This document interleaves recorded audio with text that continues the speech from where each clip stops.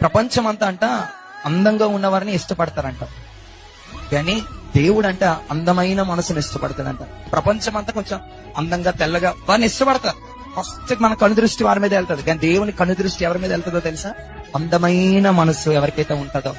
శ్రమల్లో కూడా ఎవరైతే దేవుని వైపు చూస్తారో, శ్రమల్లో కూడా దేవునితో వాదం పెట్టుకోకుండా, కష్టాల్లో కూడా యోబు వలె ఎవరైతే దేవుని స్తుతిస్తారో వారి వైపు దేవుని యొక్క కనుదృష్టి ఉంటది, వారిపై దేవుని మనసు ఉంటది. ప్రియులారా, నా స్థితి చూచిన ప్రేమ నాపై, జాలిని చూపిన ప్రేమ నాకై పరుగెత్తి కౌగిలించి మోకాడి కన్నీటి తుడిచి, నాకై పరుగెత్తి కౌగిలించి